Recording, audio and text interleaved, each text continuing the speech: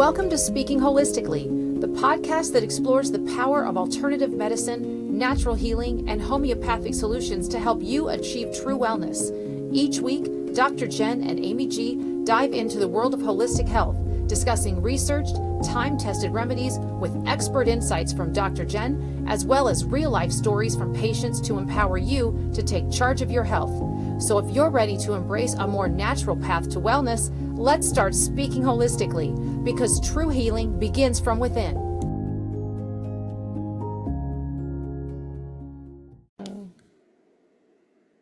Hi, everybody. Welcome to Speaking Holistically. I'm your co-host, Amy G. I'm here with my amazing co-host, Dr. Jen, and we are doing a supplement spotlight episode on, drum roll, please.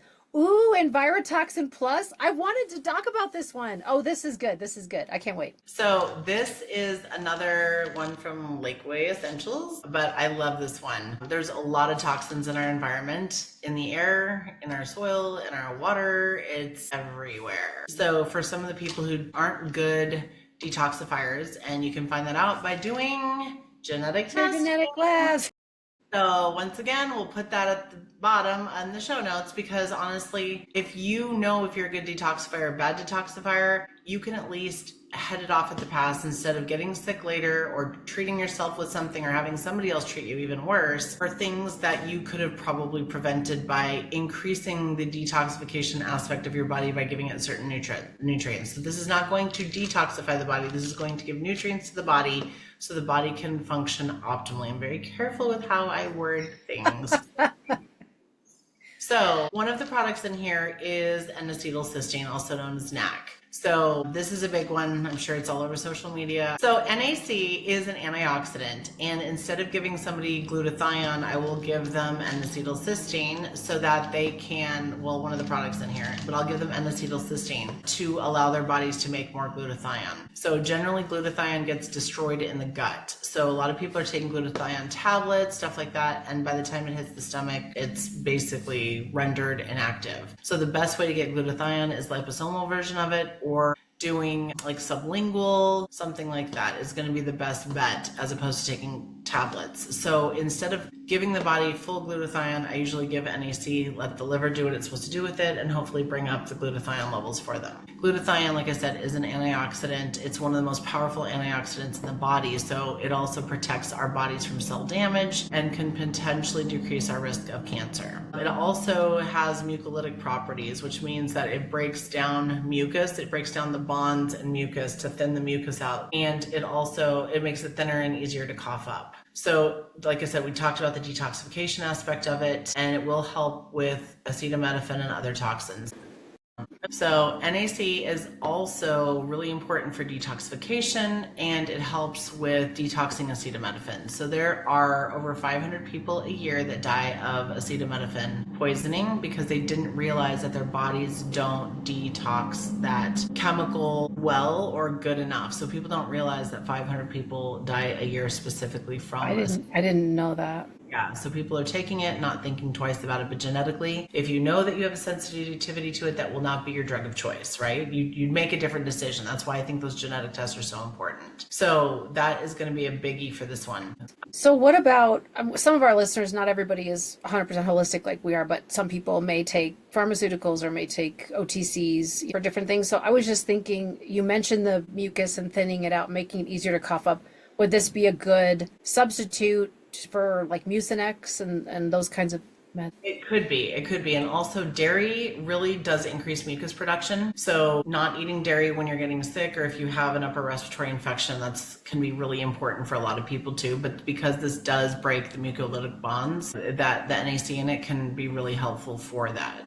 So one of the other nutrients in it is malic acid, and malic acid is really important for energy production as part of what they call the Krebs cycle, which is for energy production within the mitochondria of the cell. It helps with skin health, it helps with dry mouth, so saliva production, and it also, some of the research has stated that it can help with fibromyalgia. So it's interesting that this is part of that. So it helps with like chronic fatigue type syndrome when combined with like a magnesium. There's plenty of that going on. So one of the other items in this, one of the other supplements in this is methionine or L-methionine, which is an amino acid. It's an essential amino acid, and it plays a really important role in bodily functions, including like tissue growth, metabolism, and detoxification. So it's also involved in building proteins and supporting DNA activity, and also can help with oxidative stress, similar but not the same as NAC. So that's a biggie. Methionine is actually found in like red meat and stuff like that quite a bit. That's one of the higher dosing places that you can find it. So if you were or are vegetarian, and I was for a while, for a long time, and so I definitely found that if I took a methionine supplement, I wasn't as exhausted. I didn't feel so tired. So I found that there was like an actual issue for me, like every 6 to 8 months I needed some red meat, and when I ate it I was like, oh, like I felt my whole body come back into play. And then I could go another 6 to 8 months and be fine, but then I could tell I was jonesing for a burger or something, and I was like, oh, I'm sure I need the methionine and maybe the B vitamins that are in it or whatever, but made a huge difference for me. So that's one of the nutrients in the Enviro toxin. Alpha lipoic acid, ALA, there's another one, and it is another potent antioxidant, and it can neutralize free radicals, and it will also help with improving insulin sensitivity and blood sugar control. It also can help, the research shows that it can help with the diabetic neuropathies. So like if you're having any kind of numbness or pain or tingling because of diabetes or blood sugar, so all of this can help tremendously. I know a lot of women will come in and ask me, can I take that for weight loss? And I'm like, it may, but it helps, like it can help support the metabolism and appetite. So in that way it could lead to weight loss because it is supporting some part of the body, but it isn't going to directly like the GLP-1 drugs that are just gonna tank you and you're gonna start dropping weight. So, you know, it's gonna be really important for a lot of people, and it also helps with brain function, and it is even shown that it may slow the progression of Alzheimer's. Wow. In some of the research. So a lot of antioxidants and detoxification things going on in here. Garlic is another big one. It's very high in sulfur, so it helps open the liver detox pathways, but it does boost the immune system, can help reduce the blood pressure, which we've all seen the garlic advertisements, at least those of us who are older, about how you need that for blood pressure issues and stuff like that. So it can help lower cholesterol, and it can actually help potentially fight off some cancers as far as the medical research goes as well. So garlic is a good one. It's not as stinky as some of the other garlic tablets. It's not completely deodorized, but it, you know, it's not terrible in this one for sure. Let's see what else we got in here. Cilantro. Cilantro is a big one. It's funny because I have a dentist who is, or I did have a dentist who is Mexican, and she would tell me after she did any dental work on me, she would tell me to go home and blend up papaya with handfuls of cilantro and drink it. So the papaya has all the enzymes in it, breaks things down, gets the inflammation down, and then the cilantro is really helpful with detoxification as well, but it's also really important for heart health. It can help with blood pressure, cholesterol, stuff like that. It's really high in potassium, and it can help with anti-inflammatory reactions in the body, stimulate the liver, help with blood sugar, but it also helps calm down and relieves bloating, gas, and indigestion for a lot of people. So as your body is detoxing, the cilantro can help with that as well. I'm glad it's in there, and I'm not like having to eat. So I'm one of those people that doesn't like the taste of cilantro. You know, I can do some of it. I juice and I'll put cilantro in there, and man, it's one of those things that I have to do a little bit of and then just keep increasing it, because if I do too much, it's like I might as well it's like beets. You put a little bit of beet in something and it's all beet. It doesn't matter what else you put in there. You might as well drinking straight beet juice, right? That's true. Hence the beetroot in this, so I don't have to juice it, because beet tastes like dirt to me. I would love to love them, and I don't. So I know I actually love beets. I'm one of those people. Yeah, I'm not. So, and cilantro I prefer parsley to cilantro because it's so intense, but yeah, no, it's good. The other thing that this has in here is quite a bit of chlorella. And so chlorella is really important for detoxification. It's also an antioxidant. It helps with heart health, blood sugar. Do you see the theme in this, right? It can also help with the skin quite a bit too. So skin health, that's a big one because it's really high. It's got a great source of vitamin C, which helps with collagen formation, right? Yeah. But chlorella has antioxidant, like I said, reduces inflammation, helps digestion, It's also really important, and I use it a lot with my patients after radiation exposure. So if you're having an MRI with contrast or whatever, but a CT also, we've talked about this on a previous podcast, how some of those CTs are equivalent to 100 to like 500, 800, chest x-rays. There's that much radiation in it, and people don't realize that. So I generally encourage patients to take chlorella and some other things, but chlorella is a big one prior to, leading up to it, and then extra the day of, and then potentially for 2 weeks after as well. So just to sort of support the body with the detoxification process of it. If we have a chance to detox the body, then let's do it.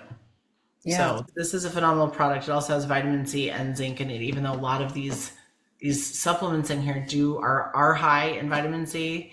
There's still more vitamin C, zinc, and all of the other supplements that we discussed. So this is also a really good 9-in-1 product. So, I like to get as many things in there, but also make it where the general population can use it and not have an issue. If people are taking blood thinners though, this is something you just want to be careful with depending on how much you're taking. But once again, try to take pharmaceuticals at least 2 hours away from any of your supplements, including herbs. I love to ask this question. You know what I'm about to say.